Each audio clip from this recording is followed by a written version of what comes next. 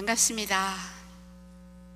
네, 신부님이 소개해 주신 대로 저희는 스승예수 제자 수녀회입니다. 저희가 하는 일은 간단하게 성모님의 삶을 현재 재현해 가는 그런 수도회입니다. 그래서 예수님 가장 가까이 계셨던 분이 누구시죠? 성모님이셨습니다. 그러면 현재 예수님께서 어떤 모습으로 우리와 함께 걷고 계시죠? 너무 많은 모습이라 딱히 떠오르는 게 없으신 것 같은데, 성체의 형상으로 저희와 함께 걷고 계시고, 또 말씀으로 말을 건네오시는 살아계시는 예수님입니다. 그래서 예수님 가까이에 성모님이 늘 함께 계셨듯이 저희도 마찬가지로 예수님 곁에서 24시간 성취의 조배를 하는 그런 스토예입니다. 그리고 특별히 사제의 옷을 짚고 사제의 옷을 이렇게 만들어 드리는 것은 사제가 현대에 살아계신 예수님이기 때문에 그렇습니다. 저희가 이제 어떤 수녀님이 옷을 참 잘 만드세요. 그래서 주교님이 이제 옷을 만들러 와서 수녀에게 물었습니다. 수녀원 들어오기 전에 옷 만드는 걸 배웠나? 어떻게 잘하지? 그러시더라고요. 수녀님이 하는 말이, 아니요, 수녀원에 오니까 다 배우게 되더라고요. 근데 저희는 사제들의 옷을 만들 때 왜 아담과 하와가 에덴 동산에서 쫓겨났을 때 주님께서 어떤 옷을 지어 만들어 주셨죠? 가죽옷을 만들어 입혀서 에덴 동산 밖으로 쫓아내셨습니다. 그렇듯이 이제 신학교 생활을 마치고 또 본당으로 파견돼서 여러 가지 그 악에 노출되어 있는 삶을 살아가야 되는 신부님들을 위해서 가죽옷을 짚듯이 그런 마음으로 옷을 지어서 사제들을 위해서 기도하는 마음으로 그렇게 살아가는 수녀회입니다.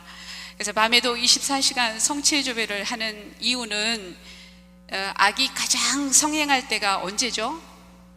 밤입니다. 밤 시간에. 그래서 그 밤에 깨어서 주님 앞에서 기도하는 그런 사명을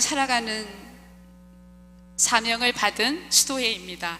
그래서 오늘 살아있는 마리아의 삶을 살아가는 수도회가 저희 스승 예수 제자 수녀회이고요.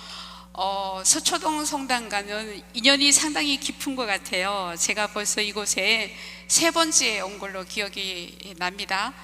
젊은 시절 30대에도 왔었어요. 30대에 와서는 성체조배를 어떻게 해야 되는지 방법에 대해서 말씀을 드렸고, 그 이후 40대에도 왔습니다. 40대에 와서는 사랑의 절정인 성체성사 이런 거에 대해서 강의를 부탁하셨어요. 그래서 성체성사란 뭔가라는 거에 대해서 또 함께 나누어봤고, 또 이제 60이 가까운 이 나이에 또 다시 오게 되었습니다. 이번 주제는 말씀과 사귀는 성체조배입니다. 그래서 이 주제로 여러분과 함께 이 저녁 같이 주님의 말씀을 나눠보는 시간 갖도록 하겠습니다. 제가 수녀원 입회해가지고 거의 35년 가까운 세월 동안 하루도 빠지지 않고 성체조배를 했어요. 왜냐하면 열심히 해서가 아니라 저희 사명이라서 그렇게 열심히 성체조배를 하다 보니 지금쯤에는 살아계신 하느님, 이런 말씀 많이 들어보셨죠? 그리고 하느님을 인격적으로 만나야 된다, 이런 말씀도 들어보셨죠? 예, 그 말씀이 뭔지를 조금은 알 것 같습니다. 감이 잡혀요. 아, 정말 주님이 살아계시는구나 우리 가운데. 그런 것을 체험하면서, 그래서 그 얼마나 아름다운 길인지 여러분들에게 한번 같이 나눠보고 싶습니다. 그래서 제가 그렇게 주님을 알아가다 보니 예수님 옆에 기도를 했어요. 예수님 어떡하죠? 이 저녁 시간에 이 당신을 만나기 위해서 열심한 마음으로, 사랑 가득한 마음으로 오신 분들 졸지 않게 해드려야 되는데 어떤 말씀을 하면 좋을까요? 당신이 입이 없으니까 제가 입이 되어드리겠습니다. 주님, 하고 싶으신 말씀이 뭔가요? 라고 열심히 기도했습니다. 근데 오해는 하지 마세요. 제가 성체조배하면서 계시를 받거나 그런 수녀는 아닙니다. 사실은 사실은 아주 중요한 비밀이 하나 있어요. 계시는 우리가 날마다 받고 있습니다. 무엇을 통해서 계시를 받는가 하면 말씀을 통해서 우리에게 말을 건네오시는 그분이 살아계신 하느님이십니다. 그래서 이제 그런 이야기, 살아있는 이야기를 좀 나눠드리고 싶은데 졸지 않으셔야 되잖아요. 그리고 하루 얼마나 지치고 고단하세요. 하루 시작도 아니고 하루 끝맺는 이 시간에 주님을 사랑하는 열정 때문에 여기까지 오셨는데, 주님을 사랑하는 사람들의 삶을, 그렇게 살아가는 사람들을 만난 기억이 있어서 그분들에 대한 이야기로 시작을 한번 해볼까 합니다. 그러면은 좀 재미있을 것 같아요. 딱딱한 말씀이 뭔지, 뭐 어떻게 기도해야 되는지 그런 것보다 말씀과 더불어 살아가는 사람들이 있다라는 거, 그 얘기부터 한번 시작을 해볼까 합니다. 여기가 사크로 에레모라는 곳이에요. 혹시 가보신 분 계신가요? 이탈리아 중부 쪽에 있습니다. 사크로 에레모라는 곳은 어떤 곳인가 하면, 에레모라는 뜻이 사막, 은수처라는 곳입니다. 로무알도 성인이 시작한 수도회인데 해발 1100m 되는 곳이에요. 그런 곳에 신부님들이 이런 집에, 죄송합니다. 여기가 그분들이 살고 있는 집인데, 이런 집에서 정주 생활을 합니다. 한번 들어가면 평생 저곳에서 나오질 않아요. 그곳에 사시면서 기도도 하고 하시는 곳입니다. 근데 저기를 제가 한 15년 전에 다녀온 기억이 있어요. 왜 다녀왔나 하면, 그 가까운 곳에 저희 그 수도에 피정의 집이 있습니다.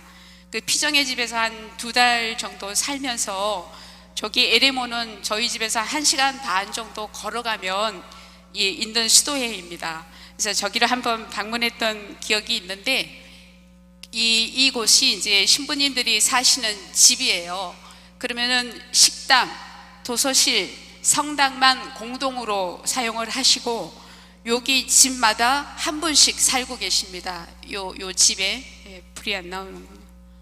네, 어쨌든 여기 집 안 구조는 어떤 것들이 있는가 하면, 침실도 있고 작은 기도방도 있고 요런 텃밭도 있습니다. 텃밭에 이제 뭐 꽃도 가꾸고 야채도 심고 그렇게 하면서 하루 종일 노동과 기도와 이런 일을 하면서 평생을 여기서 사십니다.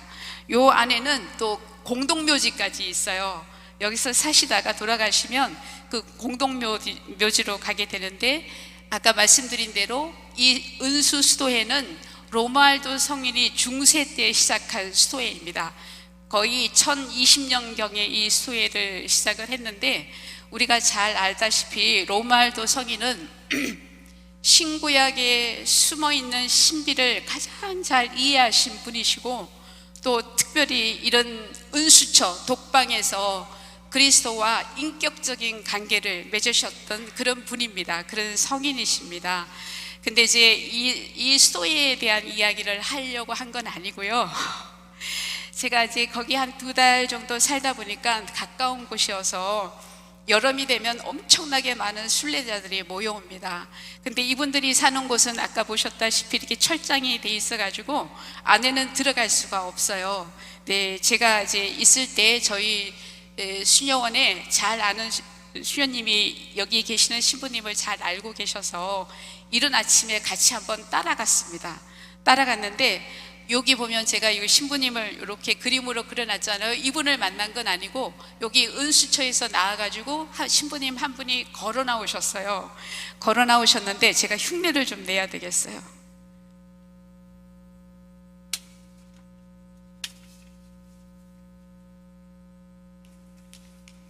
너무 감동적인 모습이어가지고 막 지나가네요.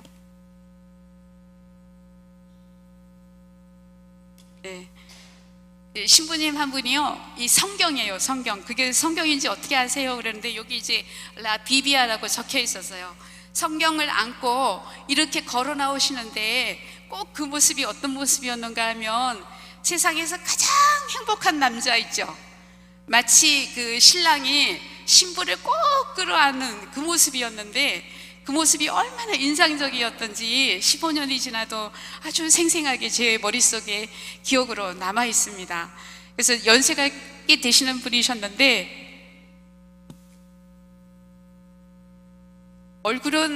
눈은 아주 해맑고 얼굴은 가장 행복한 그런 모습이었습니다. 아마 하느님 앞에 가면 저런 모습이 아닐까 싶을 정도로 그런 분이었는데, 지난달에도 하느님의 은총으로 제가 이곳을 다녀왔어요. 한 달 동안 그곳에 머물렀는데, 이제 저희 집에서 수녀원에서 가까우니까 신부님들이 오셔서 이제 미사도 해주시고 미사 강론도 해주셨습니다. 이제 강론이 정말 이렇게 가슴에 울리는 말씀이셨어요. 왜냐하면 뭐 이게 좋은 말씀 주석서라든가 그런 것들을 인용도 하겠지만, 제일 중요한 것은 그분들이 말씀을 새기고 또 새기고 또 가슴에 담고 품어내는 그런 말씀들을 전해주기 때문에 한마디 한마디가 굉장히 감동적이었습니다. 그 중에 감동적인 강론 하나가 아마 제 기억에 6월 6일 말씀이었던 것 같아요. 여기 적혀 있는 대로 마르코복음 12장 17절이었습니다. 그때 이제 예수님을 모함에 빠뜨리기 위해서 그 사람들을 보내서 예수님께 질문을 합니다. 저희가 황제에게 세금을 바쳐야 됩니까? 말아야 됩니까? 기억나시죠? 예, 그렇게 질문을 했어요. 그러니까 예수님이 뭐라고 하셨나요? 예, 동전 하나를 가져오느라 그랬어요. 그래서 동전을 보여주니까 주님께서 하시는 말씀이, 황제의 것은 황제에게 주고 하느님의 것은 하느님께 드려라 라는 말씀이었습니다. 이 말씀을 신부님은 어떻게 풀어내셨는가 하면, 우리가 그리스도인이 되는 은총을 받았고 매일 말씀과 성체성사로 주님께서 우리를 매일 찾아오시고, 그렇게 하는 이유는 분명한 목적이 있다. 그냥 신앙생활 열심히 하는 게 목적이 아니라 하느님의 것은 하느님께 되돌려 드려야 된다라는 뜻이 뭔지 우리는 깊이 알아들어야 된다라고 말씀을 하셨습니다. 그러면서 이제 사람은 그냥 이렇게 저렇게 망가진 현재의 내 모습이 아니라 정말로 하느님을 닮은 하느님의 모상이라는 거예요, 우리 각자가. 그러면 열심히 신앙생활을 하고 말씀을 들으면서 하느님의 모상을 다시 되찾아서 그 모상대로 하느님께 되돌려 드리는 것이 신앙생활의 목적이다라고 말씀을 하셨습니다. 그 말씀이 얼마나 저는 기뻤는지요. 여러 강론 말씀보다도 이 말씀이 제 가슴에 많이 남아 있었습니다. 우리가 이렇게 살아가는 것은 우리에게 시간을 주시고 우리에게 건강을 주시고 또 무엇보다도 그리스도교 신자가 되는 은총을 주시고, 또 매일 미사 때마다 당신이 성체성사로 우리를 방문하시고 또 당신의 말씀으로 말씀을 건네오시는 이 엄청난 은총을 주시는 이유는 바로 우리의 본 모습을 회복하기 위해서이다 라고 신부님은 말씀을 하셨습니다. 그래서 그 말씀이 이제 굉장히 감동적이어서 제가 그 이태리에 있는데 문자가 왔더라고요. 서초동 성당에서 주보에 게시도 해야 되고 이거 앞에 현수막도 만들어야 되니까 수녀님 강의 제목 주셔야 됩니다 라고 얘기를 해서, 말씀과의 사귐, 물론 그 전에 떠나기 전에 여기 교육분과장님 통해서 미리 이렇게 강의 내용을 보내드렸지만, 그래서 말씀과의 사귐이라는 주제로 여러분들과 함께 이 저녁 우리가 말씀을 어떻게 사겨가야 하는지 그것을 좀 나눠드리고 싶습니다. 어떻게 듣고 싶으신가요? 네, 대답이 되게 우렁차시네요. 그러면 제일 중요한 건 말씀이 뭐냐, 이것을 알아야 됩니다. 말씀이 뭔가? 말씀은 그냥 성경책인가? 우리는 옛날 2000년 전에 그 말씀을 그냥 다시 반복해서 읽는 것인가? 라는 것부터 한번 질문을 해봐야 합니다. 그래서 이제 우리의 그리스도인의 삶의 목적대로 우리가 신앙생활을 잘 해나가기 위해서 제일 먼저 알아야 되는 것은 말씀이 뭔가라는 이야기입니다. 그러면 그 제자들 중에 예수님에게 가장 사랑을 많이 받은 제자 이름 아시죠? 누구요? 네, 요한 사도입니다. 요한 사도는 당신의 요한 복음서 첫 페이지에 이렇게 적고 있습니다. 한 처음에 말씀이 계셨다. 말씀은 하느님이셨다. 이렇게 고백을 합니다. 그 예수님을 보고 우리가 하느님의 아들이다. 또 예수님을 보고 어떤 칭호를 쓰시죠? 기억나시는 게 있나요? 우리의 구원자시다. 또 기다려온 메시아이시다. 또 기름 부음을 받은 그리스도이시다. 여러 가지 명칭을 사용을 붙이죠. 그런데 하느님의 아들인 예수님은, 예수 그리스도는 말씀이시다라는 명칭을 요한 사도는 붙입니다. 그러면 이 말씀이라는 단어는 원래 그리스도교 유대교 단어가 아니에요. 그 그리스 말 원어로 하면 로고스라는 단어입니다. 그러면 그리스 철학에서 사용했던 그 단어를 예수님에게 붙이는 거예요. 그러면 그 뜻이 어떤 뜻이 있는가 하면 여기 적혀 있는 대로 지혜, 하느님의 지혜, 이성, 생각, 그 다음에 우주의 기운, 거대한 에너지, 힘, 아주 다양한 용도로 쓰였던 단어가 바로 로고스라는 단어입니다. 그렇듯이 예수님이라는 그분은 하느님의 지혜이시다라는 거예요. 이 말이 또 어렵잖아요. 어려우니까 그 에프레임 교부가 아주 쉽게 이야기를 해 놨습니다. 여기 있는 거 같이 한번 읽어볼까요?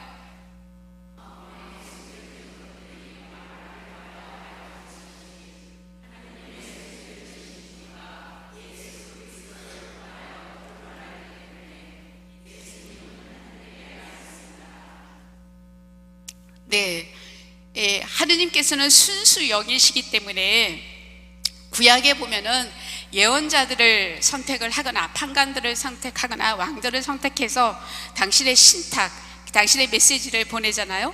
그래서 뭔가 말씀은 하시잖아요. 근데 순수 영이시라 모습은 볼 수가 없잖아요. 그리고 그 말씀도 직접 하느님이 하신 말씀이 아니라 하느님이 진정 어떤 분이셨던지 몰랐다라는 거예요.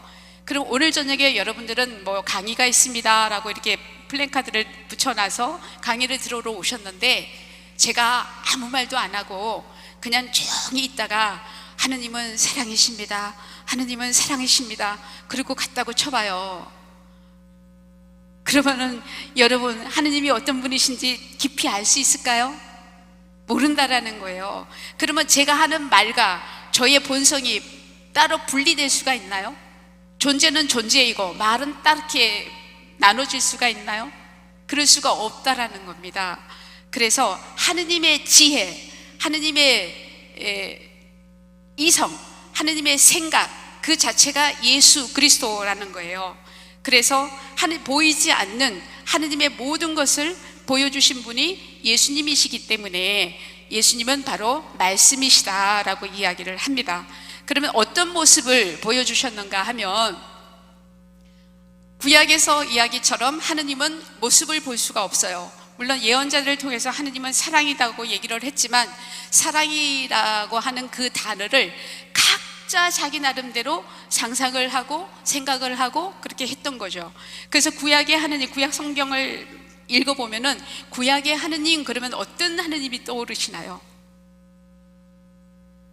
징벌하시는 하느님, 심판하시는 하느님, 두렵고 무서운 하느님이시잖아요. 그런 이미지가 떠오르잖아요. 정말 하느님은 그런 분이셨나? 그렇지 않았다라는 거예요. 그래서 볼 수 없는 하느님을 보여주기 위해서 지혜이신 그분이, 하느님의 지성이신 그분이 직접 인간의 모습으로 세상에 태어난 것이 말씀이다. 그래서 우리는 그리스도를 보고 예수님 자신도 그러셨습니다. 나는 세상의 빛이다. 그리스도는 광채다. 그리스도는 빛이다 라고 얘기를 합니다. 어떤 의미에서 빛이라고 얘기를 할까요? 여러분, 어떤 의미에서 예수님은 빛입니다 라고 우리는 그렇게 고백을 하나요?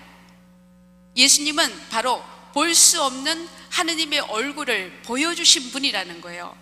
하느님은 나를 심판하기 위해서 기다리시는 분이 아니라 하느님은 분명히 어느 분 아시는 분이 없어가지고 우리 잘 알고 있는 카타리나님, 하느님은 어떤 분이신가 하면 나는 카타리나 너를 위해서 내가 죽을 수 있어, 이 모습을 보여준 게 예수님이잖아요. 그죠?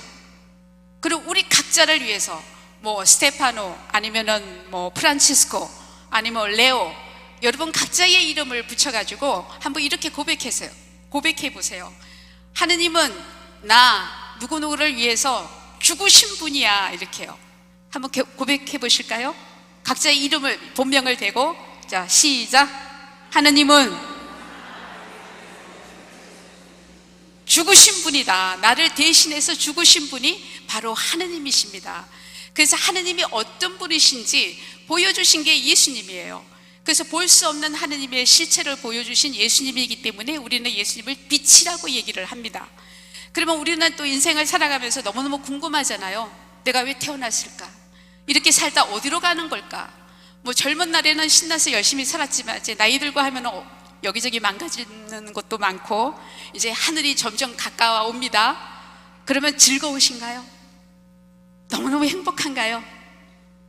예, 언제 하느님이 나를 불러가실까 기다리시는 분 손 한번 들어보세요. 네, 기다리시는 분도 계시네요. 물론 기다리시는 분도 계시지만 두렵고 떨리는 마음도 있잖아요. 왜 그럴까요? 죽음 그 다음의 세계가 어떤 것인지 한 번도 본 적이 없고 가본 적이 없어요. 그래서 두려워요. 죽음이 두려운 거예요. 그러나 하느님은 나를 왜 만드셨을까? 만들어주시려면 좀 잘 만들어주시지. 예? 나를 좀 나게 하려면 좀 근사한 집안에 그럴싸한 능력을 가지고 좀 좋은 머리로 그렇게 만들어주시면 안 되나? 왜 이렇게 태어났을까? 한 번쯤 우리는 질문을 하게 됩니다. 그래서 내가 누구인지, 내가 왜 살아야 되는지, 인생의 끝은 어디인지 묻게 되죠. 물어보신 적이 있으신가요? 있으신가요? 없으신가요? 왜 말씀이 없으신가요? 네, 물론 깊게 고민하면서 사시겠죠. 그렇지만 이 인간이 왜 창조하셨고 왜 인생을 살아야 되고 죽음의 끝은 어디이고 이 명확한 하느님의 계획을 다 보여주신 분이 누구시라고요? 예수님이십니다. 예수님이십니다. 그래서 그리스도교를 믿는다고 하는 것은 나는 성당 왜 다는지 몰라, 나는 왜 살아야 되는지 몰라, 전혀 그런 게 아니에요. 만약에 아직도 그런 고민을 하고 계신다면 말씀을 아직 깊이 못 읽었다, 이렇게 되는 거예요. 네? 말씀은 모든 것을 우리가 의문을 가지는 고통의 문제, 삶의 문제, 죽음의 문제, 죽음 그 다음의 문제까지 낱낱이 알려주시는 것이 말씀입니다. 왜냐하면 살아계신 하느님의 말씀이기 때문에 그렇습니다. 그래서 예수님의 인생을 자세히 보다 보면 내가 얼마나 소중한 사람인지, 내 인생의 목적이 뭔지, 아까 신부님 말씀하셨죠? 인생의 목적이 뭐라고요? 그리스도인의 목적입니다. 인생의 목적이라기보다 그리스도인들의 목적이 뭐라고요? 하느님을 닮은 모상을 다시 회복해서 하느님께 되돌려드리는 겁니다. 되돌려드리는 거예요. 명심하셔야 돼요. 우리는 결코 우리 인생의 주인이 아닙니다. 내 인생은 자유라고 말씀하시지 마세요. 우리는 하느님께 생명을 부여받은 사람들이고 하느님께 시간을 부여받은 사람들입니다. 이 시간과 건강, 모든 것 주신 모든 것을 잘 관리해서 나를 잘 가꾸어서 하느님의 모상의 내 모습을 다시 새롭게 해서 하느님께 되돌려 드려야 되는 의무가 있는 사람들입니다. 그런 것이 그리스도인들의 삶의 목적입니다. 제 말 틀렸나요? 처음 들어보는 말씀은 아니시죠? 네, 우리는 하느님의 모상입니다. 그 말이 결코 추상적인 모습은 아니에요. 왜 그런가 하면 하느님의 모상이라고 하는 것은 하느님을 닮아야 되는 거죠.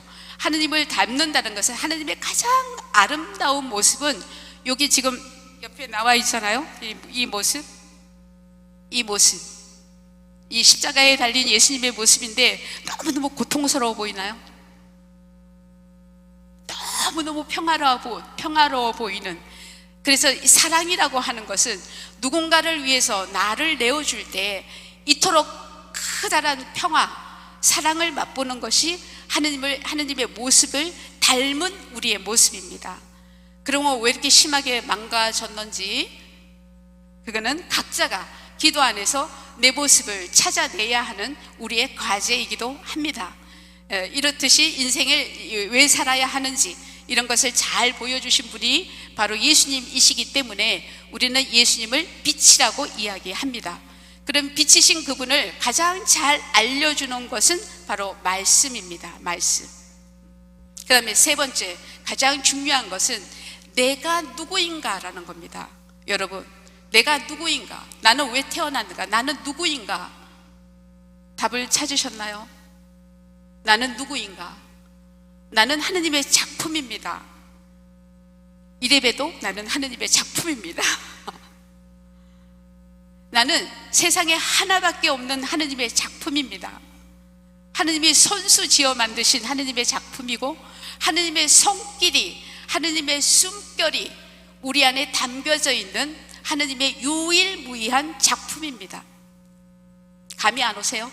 감이 안 오세요? 영감이 안 오세요?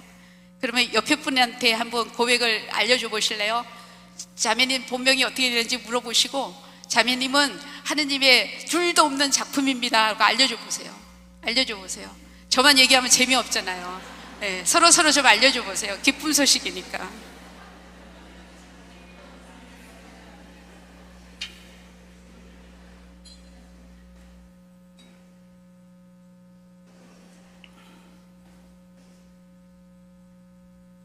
다 알려주셨어요? 네. 예, 저희는 내 삶이 어떻든지, 내 능력이, 현재 내 능력이 어떤지, 내가 어떤 처지의 고통을 겪고 있는지 관계가 없습니다. 근데 세상은 능력별로 사람을 줄 세우고, 능력에 따라서 뭐 월급도 다르고 사는 곳도 다르고 대접도 달리 받잖아요. 그러나 하느님께는 모두가 평등한 존재입니다. 세상에 둘도 없는 하느님의 작품입니다. 그래서 제가 피정을 가서 우리는 모두 하느님의 작품입니다 라고 알려드렸더니 어떤 분이 투덜거리면서 그러더라고요. 아니 그런데 수녀님, 지만 하느님의 작품인가요? 그러는 거예요. 뭐라고 얘기를 하면 하느님의 작품이니까 건드리지 말라 그런대요. 아니 뭐 지만 작품인가? 나도 작품이라고요. 그 얘기도 좀 해주세요 그러시더라고요. 그러면 내가 누구인지 하느님의 빛으로 내가 누구인지를 정말로 알아들으신 그분은 다른 사람을 그렇게 볼 줄 압니다. 내가 함부로 다루어야 되는 사람이 아니에요.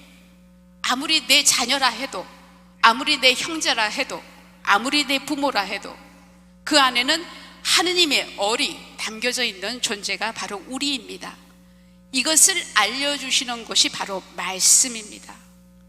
말씀을 찬찬히 꼭꼭 씹어서 되물으면서 이렇게 묵상을 하다 보면 이 깊은 신비가 말씀 안에 녹아져 있습니다. 이 기쁜 소식을 오늘 여러분들에게 제가 전하기 위해서 이 저녁에 저도 달려왔습니다. 어쨌든 그래서 이 세 가지가 너무너무 중요하잖아요. 그러면 너무 명백하잖아요. 내가 성당을 다녀야 되는 이유는 수많은 종교 중에 그래도 성당이 제일 낫더라. 뭐 교무금도 조금 바쳐도 되고 뭐 이런 얘기는 하면 수녀가 하면 안 되죠. 뭐 그런 얘기가 있더라고요, 세간에. 예, 어쨌든 성당이 제일 낫더라. 그래서 나는 성당을 다닌다. 그런 이야기가 아닙니다. 우리는 사람은 누구도 사람에게 네가 누구인지 얘기해 줄 수 없습니다. 박사학위를 10개를 딴다 하더라도 자기가 누구인지 사람은 증명할 수가 없습니다. 왜 그런가 하면 자기가 나고 싶어 나지 않았기 때문에 그렇습니다. 만들어진 존재이지 생명을 부여받은 존재이지 스스로가 부모님한테 주문해가지고 나신 분 아무도 없잖아요. 그렇죠? 제 말 잘못된 거 아니죠? 네. 그래서 내가 이렇게 소중한 존재라는 것을 알려주실 수 있는 유일한 분은 나를 만드신 하느님이십니다. 하느님만이 내가 누구인지를 너무너무 잘 알려주실 수가 있습니다. 그것도 말로 해서 안 되니까 어떻게 하셨나요? 하느님의 지혜이신 그분이 직접 인간이 되신 겁니다. 하느님이신 그분이 직접 인간이 되셨다라는 사실인 거죠. 아구스티누스 성인은 이렇게 얘기를 합니다. 왜 직접 하느님이 인간이 될 수밖에 없었는가? 그것은 원래 인간은 하느님과 사랑을 나누는 존재다. 위대한 존재다. 그런 위대한 존재가 죄 때문에 자기의 존엄성을 잊어버렸기 때문에 다시 인간을 하느님의 신적 위치까지, 원래 그 모습을 다시 회복시켜 주시기 위해서 예수님은 인간이 될 수밖에 없었다라는 깊은 신비입니다. 그러면 여러분 역으로 다시 이렇게 거슬러서 생각해 보면, 내가 여기 앉아 있는 내가 하느님의 은총을 얼마나 많이 받았는가 한 번쯤 생각해 보셔야 됩니다. 내 일이 잘 안 풀린다고, 내가 기도했는데 잘 안 들어주신다고, 그래서 나는 하느님께 죄든 사람이라고 그렇게 이야기할 수 없는 거죠. 그렇죠? 예. 그러면 우리는 그 수많은 종교 중에도 예수님을 믿게 되었다라는 것이 얼마나 큰 축복인지 다시 한번 감사를 드리지 않을 수가 없습니다. 예, 그런 것이 바로 우리의 인간이라는 신비, 인간의 신비이기도 합니다. 그러면 이제 말씀은 이렇게 이야기를 합니다. 제목을 한번 읽어볼까요?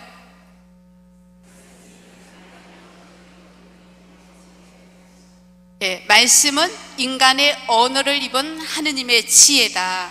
말씀이 사람이 되셨다, 이렇게 얘기를 합니다. 그러면 사람이 된 이유는 앞에서 제가 설명을 다 드렸습니다. 세 가지 이유예요. 더 깊이 들어가 보면 더 깊은 것이 들어가 있지만, 크게는 하느님이 누구신지, 내가 누구인지, 내 인생의 목적이 무엇인지 가장 중요한 세 가지를 말씀이 이야기해 주고 있습니다.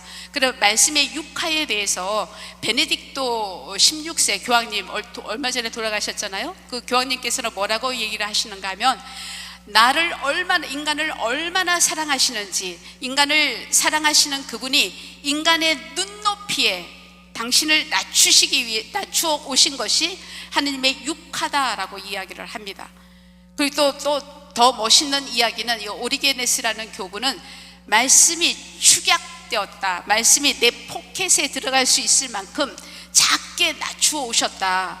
그렇게 낮추어 오신 이유는 앞에서 말씀드린 대로 나를 뭐가 되게 하기 위해서라고요?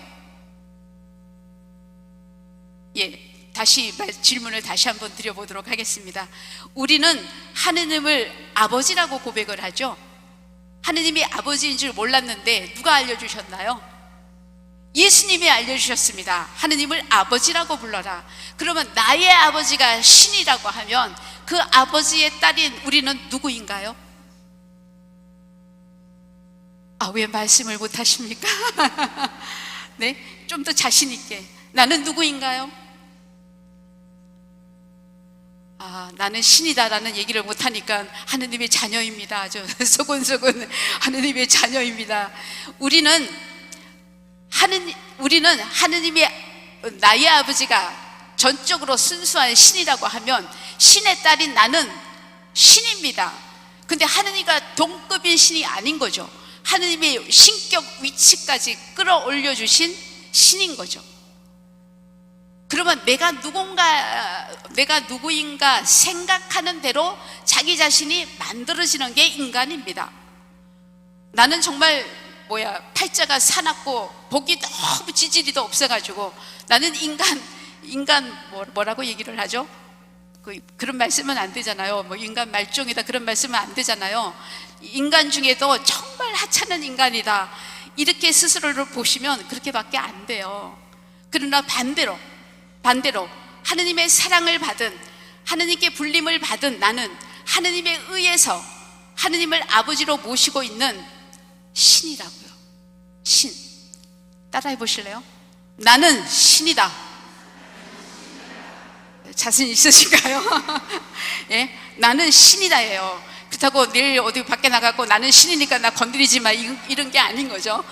그런 의미의 신이 아니라 정말 하느님의 마음을 닮은, 하느님처럼 남을 위해서 살아갈 줄 아는, 정말 인간의 존엄성을 지닌 그런 존재가 바로 우리의 본성이라는 겁니다. 본성, 원래 하느님이 심어주신 본성이라는 거죠.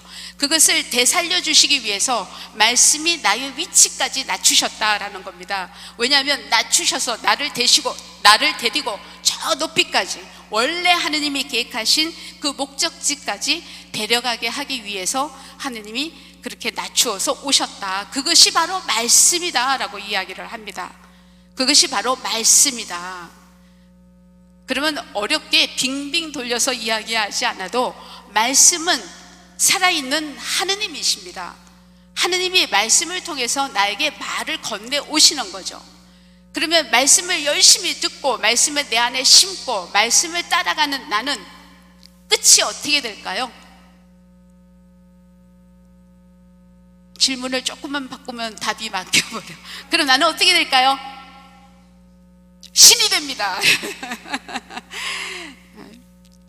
글쎄요, 제가 뭐 이단처럼 느껴지시는지는 모르겠는데 예수님 친히 하실 말씀입니다. 인간은 하느님과 사랑을 나눌 수 있는 그런 존엄한 존재라는 거죠. 그렇게 하느님께서 인간을 창조하셨다라는 이야기가 바로 성경의 이야기입니다. 날마다 들려주시는 하느님의 말씀입니다. 그런데 제가 이제 이렇게 읽다가 보니까 그러잖아요. 여러분, 물론 오늘 저녁은 제가 이렇게 마이크를 잡고 여러분이 얼마나 소중한 존재인지, 왜 우리가 하느님을 믿어야 되는지, 우리의 종말의 끝은 어디인지 이렇게 말씀이 나와 있는 것을 제가 전달을 해드렸습니다. 근데 여러분, 제 이야기가 귀에 쏙쏙 들어오시나요? 야, 얘기를 듣고 보니까 내일 아침부터 내가 신으로 바뀔 것 같나요? 말씀은 이해가 가는데 바뀔 거는 잘 모르시겠는 거죠. 사람은요, 절대로 사람이 가르칠 수 없습니다. 사람은 자기도 자기 자신을 가르칠 수가 없어요. 열심히 유튜브를 찾으시고 열심히 강의를 쫓아다니시고 열심히 이런 것을 하시는데 그렇게 해서는 내가 안 바뀝니다. 근데 여기에는 비밀이 하나 있어요. 그 비밀이 뭔가 하면 예수님이 오시기 전 600년 전에 예레미야 예언자가 예언을 한, 신탁을 받아서 예언을 한 내용입니다. 한번 같이 읽어볼까요?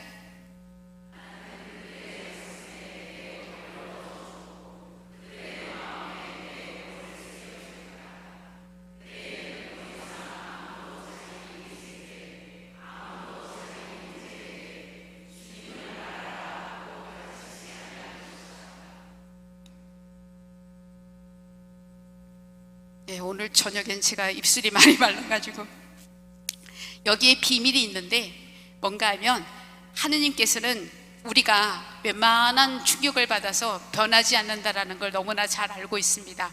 그래서 어떻게 하시기로 작정을 하셨는가 하면 인간과 같은 모습으로 인간이 사는 시간과 공간 안에 내려오셨는데 인간의 모습으로 하느님이 어떤 분이신지 알려주기 위함과 동시에 어떻게 하기 위해서 오셨는가 하면 우리 각자 안으로 들어오시기 위해서 인간이 되신 것입니다. 그래서 당신이 십자가 위에 죽으신 거죠. 그 예언을 벌써 600년 전에 예레미야 예언자의 입을 통해서 얘기를 하셨습니다. 여기서 이제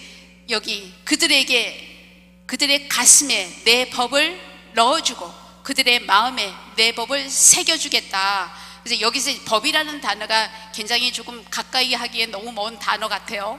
근데 이 법은 바로 사랑입니다. 하느님의 법은 하나밖에 없어요. 유일하게 사랑입니다. 사랑의 법을 우리 가슴에 심어주시고 우리 마음에 넣어주셨다라는 거죠.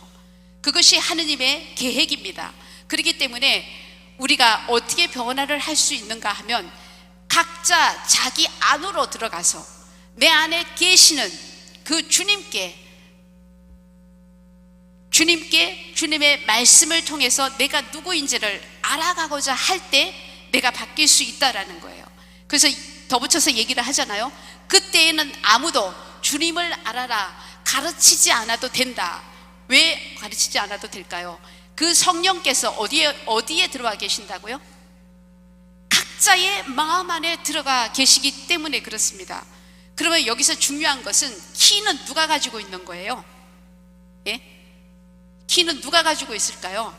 우리 각자가 가지고 있습니다.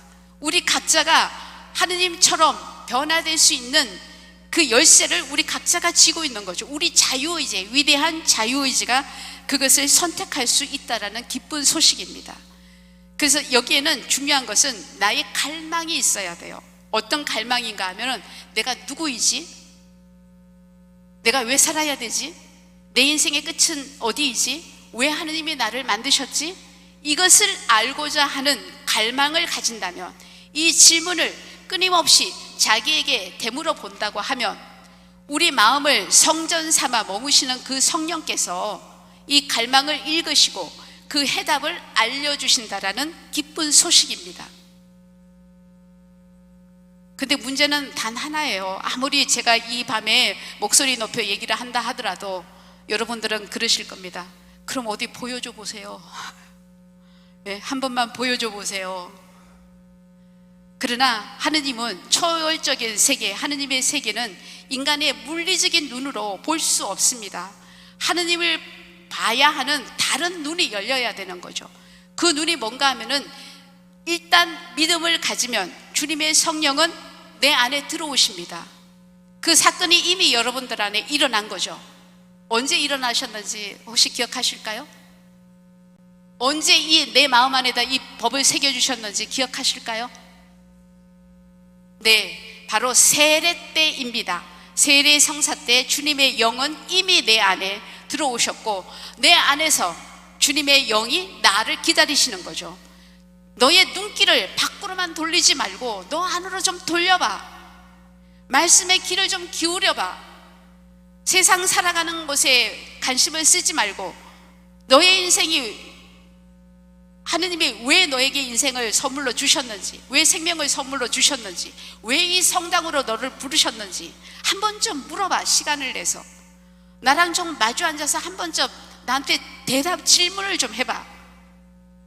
이런 게 성령의 마음이 아니실까요? 근데 이 서초동 성당에는 이 아주 아름다운 장소가 하나 있잖아요. 바로 성체조배실입니다. 이 고요한 그곳에, 내가 조용한 그곳에 정말 주님 앞에 머물러서 말씀을 내 앞에 앞에 놓고 그 말씀과 이런 진지한 대화를 나눈다고 하면 바로 그런 것을 통해서 내가 변화되어 가고 내가 하느님의 모습으로 바뀌어져 가고 내가 신의 모습을 닮아가는 거죠. 닮아가는 거죠. 근데 이게 화들짝하게 보여지는 것이 아니라 은밀하게 찾는 이에게 말씀을 건네시는 그분이라, 너무 조용히 오시는 그분이라 눈에 안 뜨이는 거죠. 그리고 우리의 본성에는 성이 안 차는 거예요. 그렇게 해서 제가 변하는 줄 압니까? 한 번이라도 좀 보여줘 보세요. 이렇게 다른 갈망을 가질지는 모르는데 하느님은 고요히 오시는 분입니다. 아까 제가 그 은수자의 모습처럼 보세요. 천년의 세월이 흘러도 그런 곳을 찾는 사람들이 있기 때문에 그 수도회가 천년 동안 이어져 오잖아요. 그리고 그 말씀과 가까이 사시는 그분이 한마디 말은 건네지 않았지만 온 존재로 하느님의 모습을 드러내 보여주고 있잖아요. 그래서 그분을 한번 만나서 이야기한 적도 없는 제가 그분의 모습만 보고도 감동을 해서 정말 하느님이 어디 계시는지, 사람이 누구인지 다시 되물어보는 이런 놀라운 일이 사람 안에서 이루어지잖아요. 그 길이 특별하게 부름받은 그분들에게만 유보된 것은 절대 아니라는 거죠. 절대 아니라는 거죠. 여러분 한 사람 한 사람이 얼마나 소중한지, 하느님 눈에는 눈에 넣어도 아프지 않을 그런 존재라는 것을 하느님은 오늘 밤 여러분들에게 꼭 전해주고 싶은 이야기일 것 같습니다. 졸리시나요? 네, 그럼 조금 쉬었다가 또 그러면 그 말씀을 어떻게 그러면 사겨갈 수 있나요? 이 방법도 중요하잖아요, 그죠? 말씀이 어떤 분이신지 이제 전달해 드렸으니까 이분은 조금 쉬고 어떻게 하느님을 사겨갈 수 있는지 또 한번 나눠보도록 하겠습니다. 지금 8시 15분인데 15분 정도 휴식을 하면 될 것 같습니다. 네, 제가 급하게 슬라이드 준비하느라고 예레미야 21장입니다. 31장입니다. 32장이 아니라 그래서 앞에 했던 내용 다시 한번 더듬어 보도록 하겠습니다. 자, 말씀은 누구시라고요? 말씀은 하느님이시다. 자, 그 다음에 말씀은 광채, 빛이시다. 자, 말씀은 하느님의 인간의 언어를 입은 하느님의 지혜다. 근데 그 말씀이 하느님의 영이 어디에 머무시는가라는 겁니다. 어디에 머무신다고요? 네, 우리 마음 안에, 우리 안에. 하느님의 빛인 이유는 하느님이 나 본명이 어떻게 되시죠? 네, 나 아네스를 위해서 목숨을 바치신 사랑이신 분이다 라는 겁니다. 그 다음에 나는, 옆에 분이 뭐라고 소개를 해주시던가요? 내가 누구라고 소개해 주시던가요? 네. 하느님의 작품이라고요? 네, 우리 모두는 세상에 둘도 없는 작품입니다. 문화재 몇 호보다도 훨씬 더 소중해요. 나 아네스는 예전에도 없었고 창조 이전에도 없었고 창조 이후에도, 나 이후에도 아네스라는 이 사람은 없습니다. 여러분 각자가 바로 그런 존엄한 존재입니다. 그러면 그렇게 나서 그냥 저럭저럭 살다가 죽으면 인생의 끝인가? 그러면 여러분 억울하지 않나요? 야, 내가 죽으려고 살아왔나 이렇게? 그런 생각이 들잖아요. 예수님은 어떻게 하셨나요? 죽고 난 다음에 어떻게 되셨나요? 부활하셨습니다. 네, 영혼을 바라보시면서 하느님은 나를 만드신 분이십니다. 이 짧은 세상을 살라고 그냥 만드신 게 아니라 이 찰나의 여정을 지나서 영혼을 바라보면서 하느님이 나를 만드셨다는 겁니다. 그러면 이 찰나는 영혼으로 들어가는 입구예요. 입구.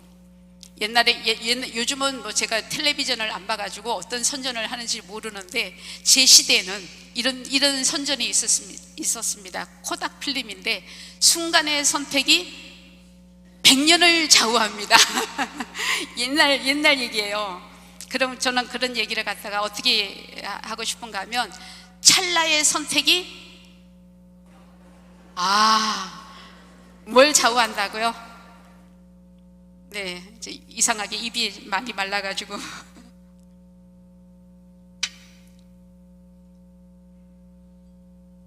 저녁을 맛있는 걸 사주셔가지고 너무 맛있게 먹었나 봐요.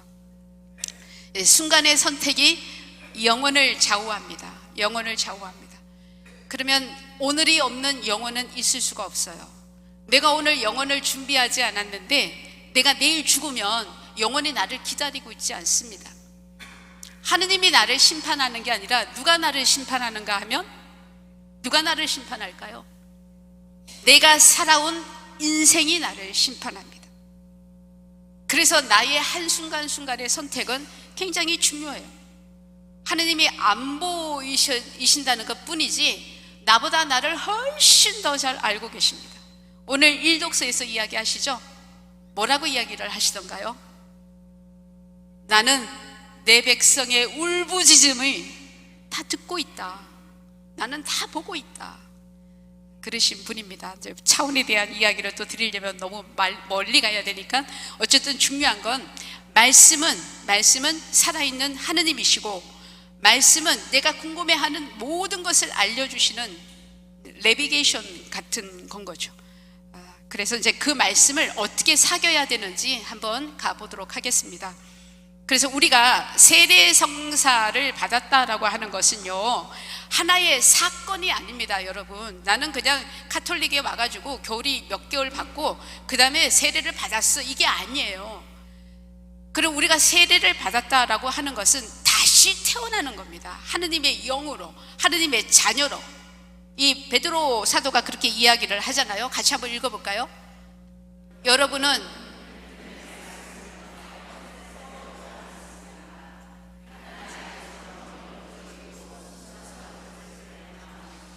네, 우리는 다시 태어난 존재입니다.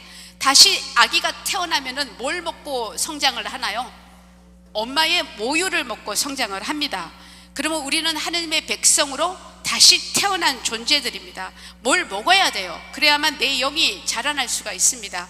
그것을 아주 잘 알려주는 독서대가 하나 있더라고요. 제가 이제 하나님의 은총으로 이탈리아에 있는 피사라는 곳을 다녀왔습니다. 한 3번 정도 다녀왔는데 가이드 없이 성당을 가면은 수많은 상징들을 잘 알 수가 없어요.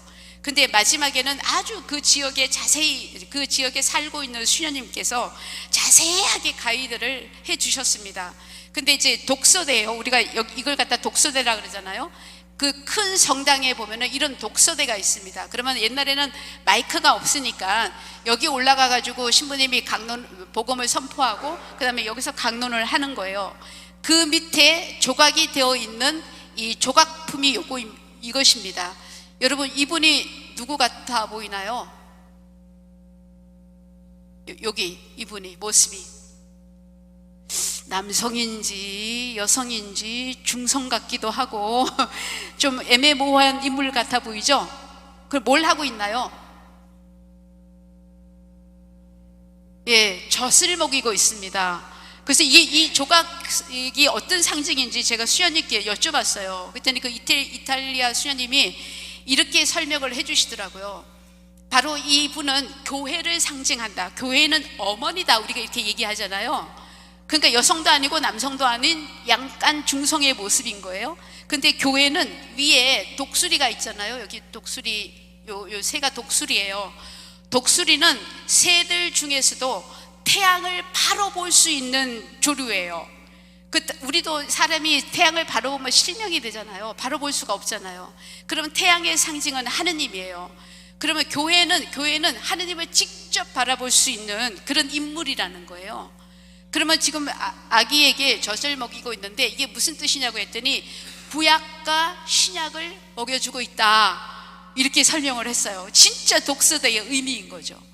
그러면 우리가 이제 그리스도 하느님의 자녀로 세대 성사를 통해서 태어났어요. 그럼 성장해야 될 거 아니에요. 성장하려면 뭘 먹어야 되는 거예요? 말씀을 먹어야 되는 거죠. 말씀을. 그러면 지금부터 이제 말씀을 먹는 방법을 제가 알려드리도록 하겠습니다. 그런 의미가 이제 독서대라고 하는데 정말 신학을 잘 담은 그런 조각품 같았습니다. 그러면 이제 저희는 이렇게 이야기를 하십니다. 로고스라고 하는 건 말씀이다. 하느님의 지혜이다. 우주의 큰 기운이다. 원리, 기운, 에너지, 뭐 여러 가지 단어의 뜻이 함축되어 있는 것이 로고스입니다. 로고스. 그러면 성경 신구약 전체를 로고스라고 이야기를 합니다. 하느님의 지혜예요. 무엇보다 참 지혜는 하느님이 누구신지, 내가 누구인지, 인생이 무엇인지 이것을 아는 게 진짜 지혜잖아요. 그 어떤 지혜보다도 가장 중요한 지혜가 바로 그 원리잖아요. 인간의 원리, 살아가는 이유, 삶의 원리, 이것을 알려주는 것이 바로 로고스라고 이야기를 합니다. 그러면은 신구약 전체가 로고스라고 하면은 매일매일 전달되는 말씀, 그리고 우리가 성체조배를 할 때 읽는 그 말씀을 쭉 읽으면서 한 단어가 나를 건드렸어요.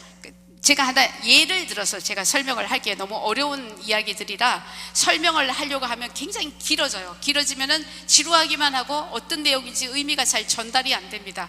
근데 말씀이 어떤 힘을 지녔는지 제가 그것을 말씀을 드리면, 제가 수녀원에 입회를 하고 청원 예비 수녀 때였어요. 입회한 지 1년이 지난 예비 수녀 때인데 성소에 갈등이 왔습니다.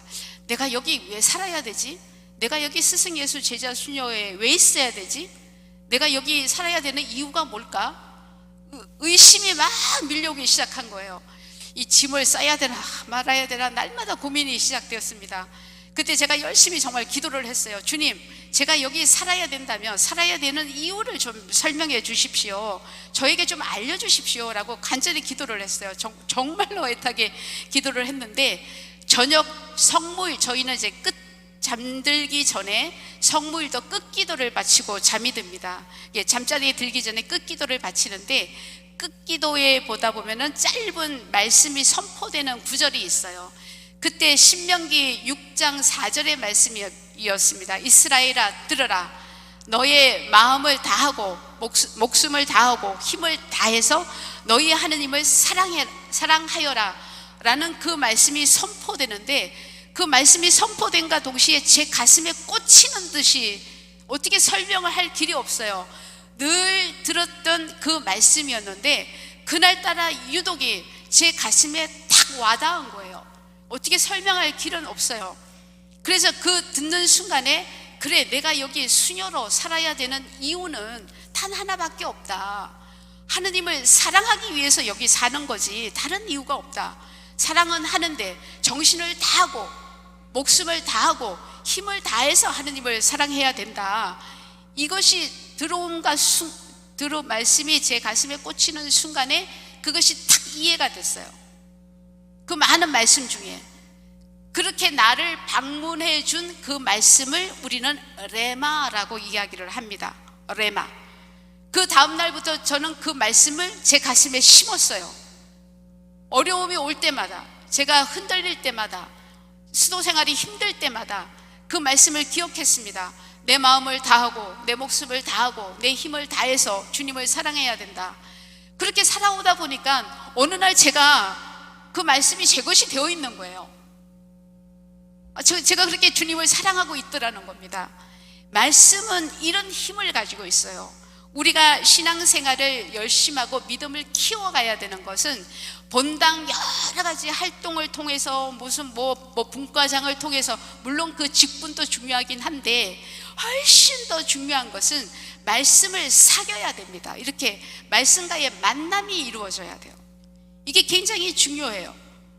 그래서 예로니모 성인이 그렇게 얘기를 하잖아요. 예로니모 성인이 성경을 자주 읽으십시오.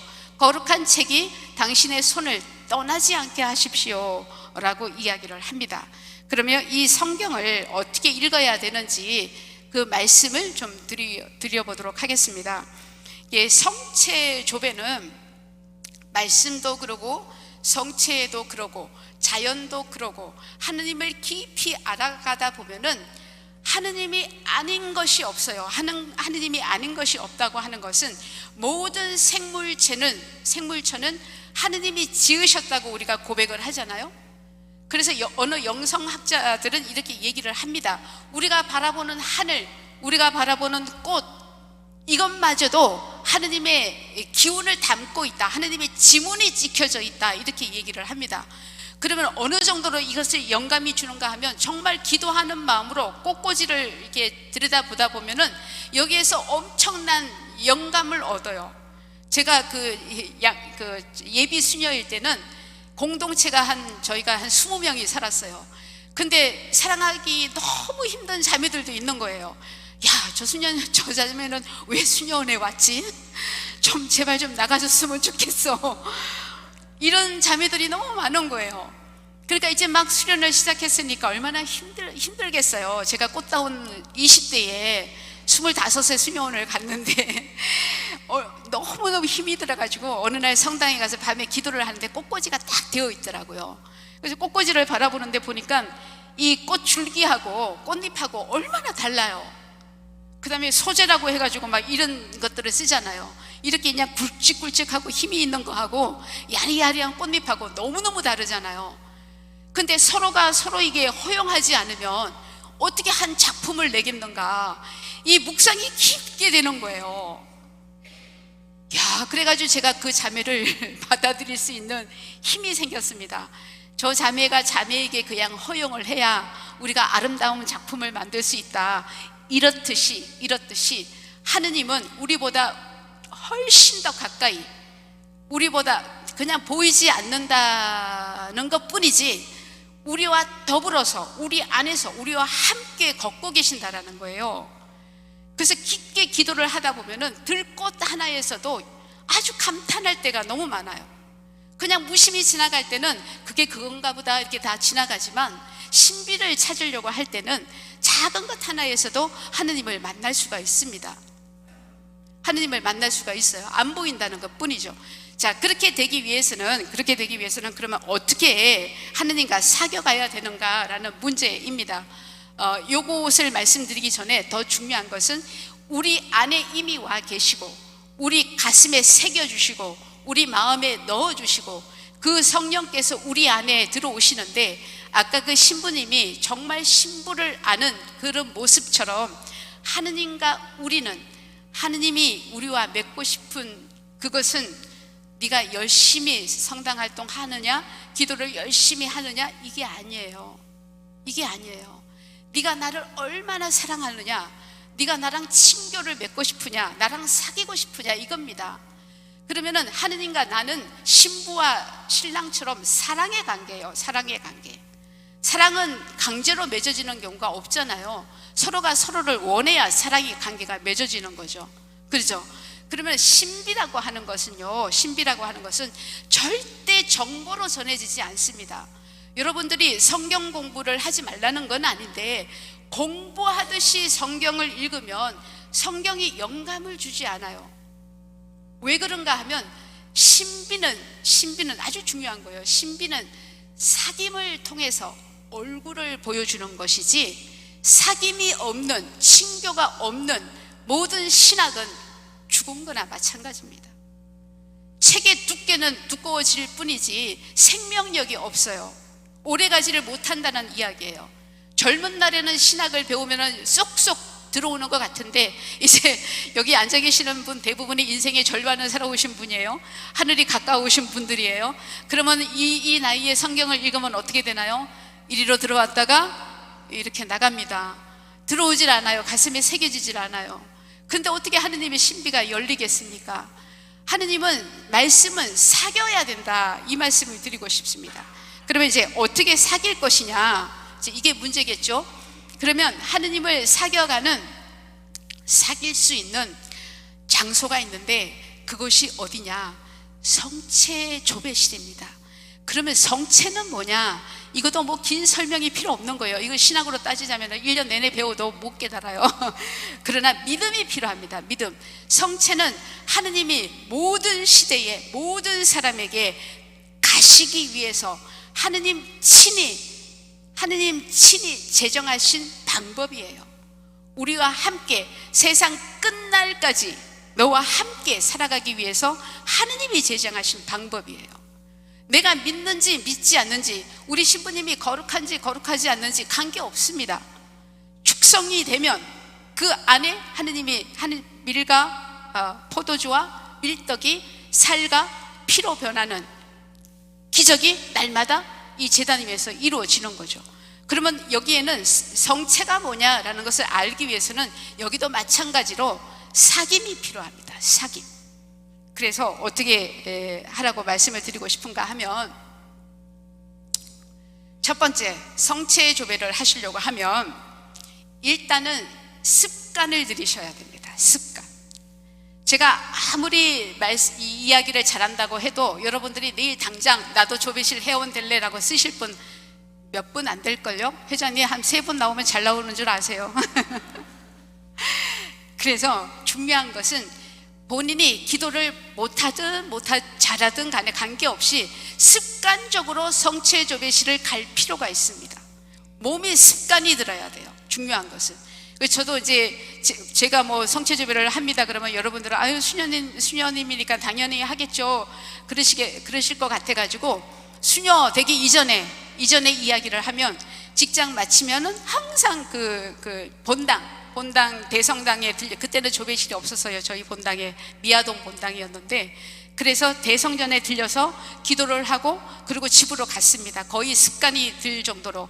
그렇게 간 이유가 있었어요. 저희 아버지가 신자가 아니었는데 많이 편찮으셨어요. 그래서 돌아가시기 전에 영세를 좀 받게 하고 싶어가지고 매일마다 퇴근을 하면은 성당에 들려서 예수님 아버지 어떻게 좀 해주세요, 그렇게 기도하고 그 다음에 집으로 갔습니다.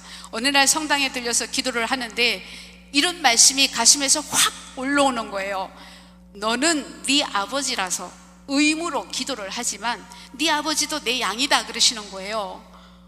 그 다음부터 이제 안심이 되는데, 정말 저희 아버지가 기적적으로 영세를 받았습니다. 그런 일들이 일어난다라는 거예요. 한번 해보세요. 믿져봐야 본전이잖아요. 예. 그리고 또 제가 그 직장이 명동이었습니다. 명동인데 이제 무역회사였기 때문에 외국인 은행을 많이 다녀야 됐었어요. 그러면은 명동 가까이에 있었으니까 사무실에서 나오면 항상 명동 성당에 들려가지고 예수님 저 왔습니다. 그리고 또 일을 하러 가야 되니까 다른 이제 은행을 다니고 했었는데, 하루는 사무실에서 나왔는데 성당을 너무너무 가고 싶은 거예요. 막 걸어가고 있는데도 빨리 가고 싶은 거예요. 그래서 들어가가지고 성당문을 딱 열었더니 아이들이 천명성체를 하고 있는 거예요. 하얗게 드레스를 입고 하얀 옷을 입고 그 어린아이들 마음으로 들어가는 예수님의 마음이 얼마나 기뻤으면. 근데 예수님이 아셨잖아요. 제가 날마다 그 성당을 찾아온다라는 걸. 그 기쁨을 함께 누리고 싶으셔가지고 저희의 감정을 통해 가지고 성령이 이야기를 하신 거죠. 빨리 가봐, 빨리 가봐, 빨리 가봐. 예, 하느님은 살아계십니다. 이렇게 사겨보세요. 처음에는 잘 안 돼요. 왜냐하면 할 일도 많고 일부러 시간을 쪼개야 되고 뭐 시간도 적어야 되고 귀찮은 게 한두 개가 아닙니다.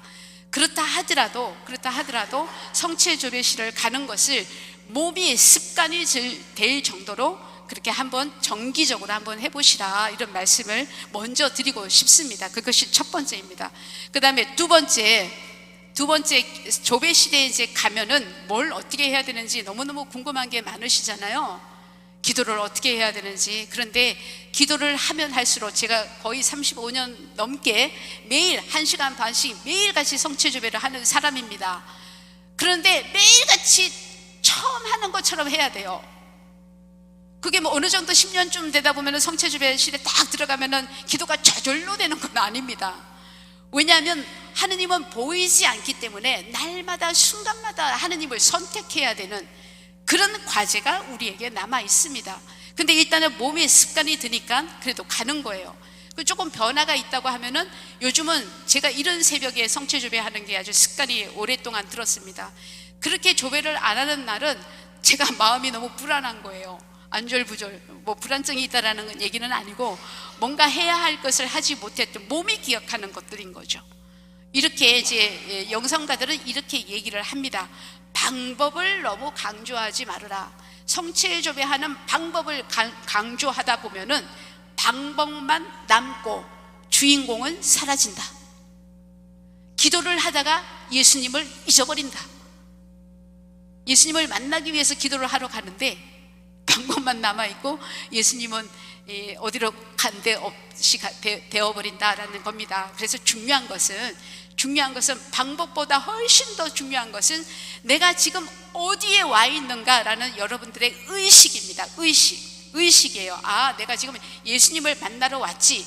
이곳에는 예수님이 계시지. 저 성체 앞에는 예수님이 계셔. 말씀은 주님이 하느님이라고 이야기를 하셨어. 이것을 기억하는 게 굉장히 중요합니다. 기억하는 거. 그래서 이제 뭐 호흡을 하면서 천천히 들어가 보세요. 지금 이 설명을 드리기에는 시간이 너무 없네요. 다음 기회에 이런 또 구체적인 방법은 들을 때뿐이지 잘 기억에 남지도 않습니다. 제일 중요한 것은 깨어있는 의식이라는 거, 몸이 기도하도록 해야 된다라는 겁니다. 그래서 이제 기도를 하려고 성취의 조례실에 들어가면 첫 번째는 이제 일단 인사를 해야 되겠죠. 내 믿음을 고백하는 거니까. 그래서 앉아서 이제 호흡을 가다듬고 천천히 호흡을 가다듬으면서 마음을 좀 가라앉혀야 되잖아요. 한 10번 정도 호흡을 합니다. 그 다음에 이제 말씀을 읽기 시작하세요. 성취조배실에 가서 뭐 묵주기도 해도 됩니까? 무슨 기도 해도 됩니까? 뭐 성월기도 바쳐도 됩니까? 뭐 질문이 엄청 많은데 저는 딱 하나만 부탁하고 싶습니다. 말씀보다 더 좋은 게 어디 있나요? 말씀을 읽으세요. 말씀을 매일 펼쳐지는 말씀 있잖아요. 입당송, 그 다음에 뭐가 있어요? 일독서, 입당송, 봉기도는 그날 전체의 방향을 정해주는 기도예요. 그래서 굉장히 중요해요. 그 다음에 일독서가 있고, 그 다음에 시편이 나오죠. 하답송이 있고, 뭔가요? 하답송 맞나요? 하답송이 있고, 복음 한호송, 알렐루야 복음 한호송이 있고, 그 다음에 복음이 있고, 뭐 예물 기도가 있습니다. 이것을 여러분들이 이해하기 쉽게 밥상에다가 비유를 한번 해볼게요. 복음은 그날의 주식입니다. 밥이에요. 일독수는 국입니다. 국. 여러 가지 기도는 반찬이에요. 이 밥맛을 훨씬 더 돋구게 해주는 다시 말하면 이해하기 쉽게 만들어주는 도우미 역할을 합니다. 영성체 후기도, 영성체 정기도, 뭐 이런 봉헌기도, 이런 여러 가지 기도들이. 그래서 일단은 들어가시면 뭘 할지 방황하지 마시고 매일 미사책 있죠? 매일 미사책. 그날의 입당성서부터 끝기도까지 쭉 한 번씩 읽어보라는 겁니다. 읽고 나서 그 다음에 복음을 적어도 5번씩 읽으세요. 5번 이상 계속 읽으시는 겁니다. 이해가 되든 이해가 되지 않든 계속 읽으시는 거예요. 그렇게 읽고 나오는 성체 조배만 해도 굉장히 잘하신 겁니다. 네? 굉장히 잘하신 거예요.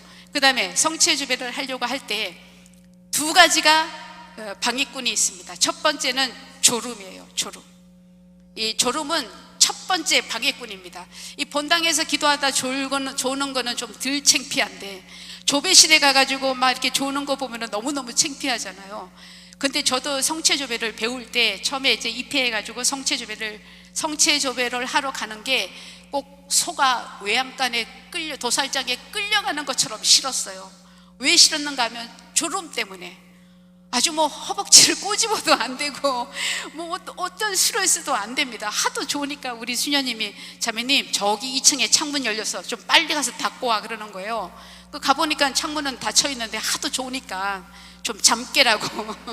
또 우리 어떤 수녀님은 뭐 막 운전을 하고 와가지고 막 피곤한 상태로 가서 성체조배를 하다가 브레이크를 쫙 밟았는데 장개틀이 앞으로 쫙 밀려가가지고 그렇게 잠을 뭐 이렇게 하들짝하게 다 깨운 적도 있고 하여튼 별일이 다 벌어집니다. 일단은 몸이 기도하는데 습관이 들려고 하면은 그 단계를 거쳐야 돼요. 저도 이제 성체조배를 몸에 익히기 위해서는 온갖 모욕과 수모를 다 당하죠. 제가 졸고 있으면 옆에 선생님이 와가지고 자매님 베개 갖다 줄까? 침실이 없어? 뭐 어젯밤에 못 잤어?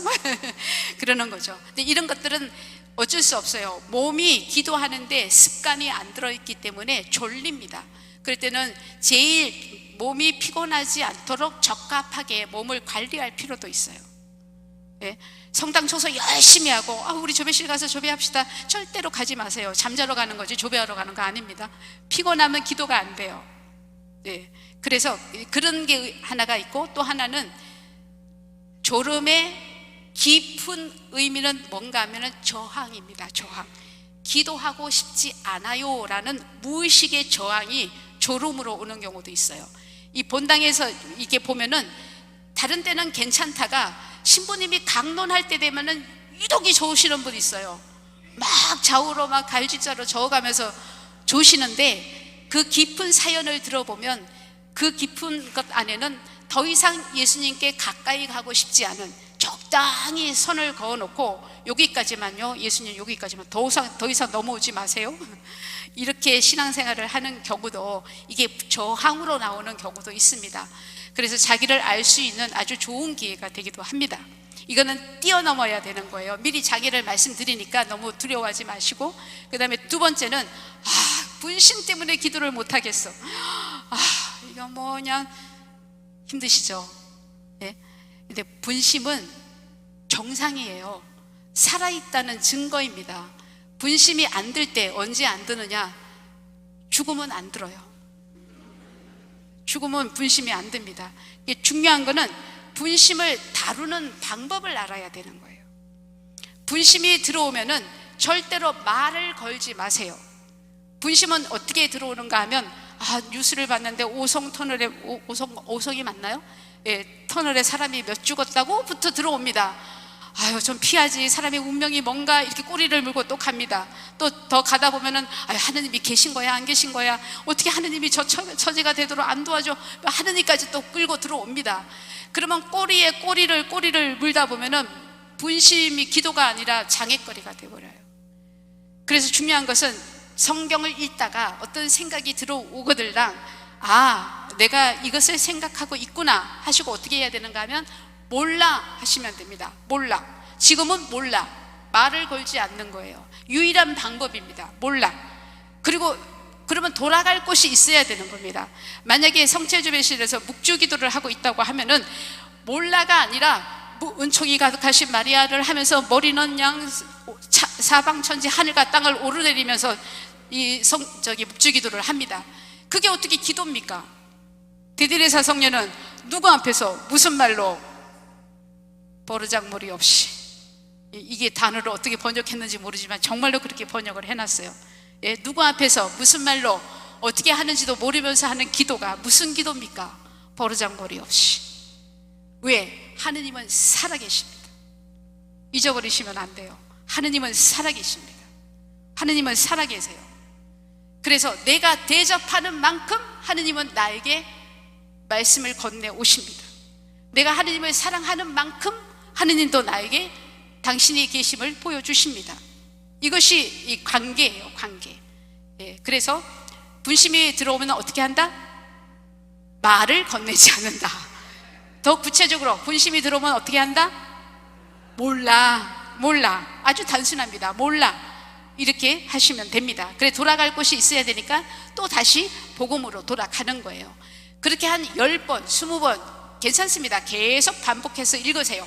읽다 보면은 질문이 떠올라요. 오늘도 그러시죠? 지혜롭다는 사람들에게는 감추시고 철부지들에게 드러내 보이시니 아버지 감사합니다, 아버지 감사합니다 하잖아요. 거의 외울 정도로 짧으니까 한 10번 하면 외워지잖아요. 외우다 보면은 이런 생각이 떠올라요. 아니, 그런데 왜 지혜롭다는 사람한테는 감추십니까? 이거는 분심이 아니라 말씀이 말을 걸어오는 거예요. 그래서 기도 중에 일어나는, 말씀을 가지고 일어나는 질문은 굉장히 중요합니다. 성령의 건드리심이에요. 그 질문이 어떤가요? 질문 기호가 어떻게 생겼나요? 이렇게 물음표잖아요. 이렇게 물음표를 뒤집으면 어떻게 되나요? 낚시바늘이 됩니다. 낚시바늘. 성령이 낚시바늘을 탁 던집니다. 궁금증을 불러일으키는 거예요. 그러면은 주님과 살아있는 대화가 시작됩니다. 아, 지혜롭다는 사람은 자기가 똑똑하다고 하니까 하느님이 무슨 말씀을 해도 안 들어가겠네요. 바늘로 찔러도 피도 안 나겠네요. 뭐 이렇게 생각을 이어가는 건 아니지만, 중요한 것은 질문이 들어오면은 끊임없이 질문을 하세요. 저는 질문을 한 3일 연속해서 계속 했던 기억이 납니다. 그러면 중요한 것은 질문에 하느님이 야, 이건 이거야 라고 대답해 주는 게 아니라 말씀이 대답을 해 줍니다. 이 질문을 가지고 며칠 동안 했는데 그 다음날 복음을 읽으니까 내가 물었던 것에 대한 답이 딱 나오는 거예요. 그건 기가 막히게 성령이 나에게 주시는 응답이죠. 이렇게 말씀은 사겨가셔야 됩니다. 사겨가셔야 그 맛을 제대로 알아요. 아무리 남의 체험을 이야기한다 하더라도 그거는 그 사람이 그 하느님을 만나가는 자기 이야기예요. 나의 이야기가 될 수가 없습니다. 여러분의 이야기가 될 수가 없어요. 여러분이 유튜브 강의를 열심히 보는 것 같지만, 보시지만 그 이야기는 여러분의 이야기가 아닙니다. 차라리 성취조배실에 가서 말씀을 10번 읽으시라고 저는 말씀드리고 싶어요. 그거는 여러분과 말씀이 사귀는 겁니다. 그래서 말씀마다 내 추억이 담겨야 돼요. 내 기억이 있어야 돼요. 그랬을 때 내가 그 믿음이 내 안에서 무럭무럭 성장할 수 있게 되는 거죠. 강의를 끊임없이 좋은 강의를 쫓아다니면 이 강의 듣고 나면 다른 강의 또 봐야 돼요. 다른 강의 또 들어야 돼요. 뭔가 허전할 것 같으면 또 어느 유명한 신부님의 강의를 또 들어야 됩니다. 이거 내 것이 될 수가 없어요. 그러면 여러분들은 스스로가 밥상을 예수님과 사귀는 방법을 죽도록 모르게 될 수도 있는 거죠. 쉽죠? 어렵지 않습니다. 해보면 쉬워요. 아주 쉬워요. 근데 안 해봤기 때문에 어렵습니다. 그렇게 이제 말씀을 이제 그만 끝마치라고 막 종도 울리네요. 네, 그래서 이제 일단 그렇게 말씀과 대화하기, 그 다음에 이제 그렇게 10번, 5번 정도 성경을 읽고 나면 어떤 현상이 일어나는지 아십니까? 집에 가서 설거지를 하다가도 예수님이 했던 그 말씀이 탁 떠오릅니다. 그러면 그 말씀을 계속 반복하면서 이 마음에 심는 거예요. 제가 독서할 때 마음을 다하고 목숨을 다하고 정신을 다해서 너희 하느님을 사랑하라는 그 말씀이 심어지듯이 그 말씀을 계속 반복하는 겁니다. 반복하는 거예요. 내가 그것을 해석하는 게 아니라 말씀 그 자체를 내가 반복을 하다 보면 그 말씀 자체가 내 안에서 힘을 가집니다. 힘을 가져요. 말씀은 창조의 위력이 있고 변형의 위력이 있습니다. 나를 변화시킬 수 있는 힘은 내 결심이 아니라 말씀입니다. 말씀 그 자체로 내가 계속 반복을 하다 보면 그 말씀이 내 안에서 이루어진다라는 기쁜 소식을 여러분들에게 전하면서 강의를 마칠까 합니다. 네.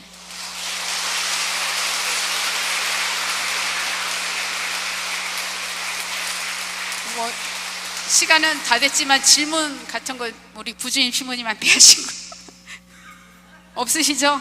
네.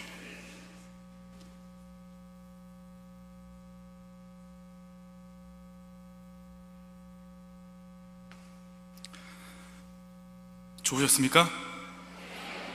네, 좋으셨습니까? 네, 선생님 조태입니다. 네. 오늘 사실은 저희가 주보공지를 통해서 많은 분들에게 알리고 또 강제로 사실은 오라는 말씀은 안 드렸어요. 이게 강제로 동원할 일이 아니라 자기 의지를 가지고 찾아오기를 기도하면서 기다렸는데 또 많은 분들이 또 퇴근하시고 아니면 여러 가지 일을 마치고 이 시간에 오셔서 수연님 말씀 정말 경청하고 있는 거 저도 뒤에서 함께 잘 들었는데요. 또 정말 이 귀한 말씀을 결국 사는 게 가장 중요하겠죠. 그리고 또 정말 좋은 습관은 장소가 습관을 만든다는 말이 있습니다. 습관 때문에 장소에 가는 게 아니라 그 장소에서 딸려오는 습관이 생기는 것처럼 아까 소연님께서 성체조배 하려면 성체조배소로 가라, 그 말씀이 그곳에 가야 내가 하느님과의 또 만남, 또 사귐, 또 사랑이 싹 트지 않을까. 오늘 하루 또 좋은 시간 마련해 주신 마리아 제수인의 소연님께 진심으로 큰 박수 드리겠습니다.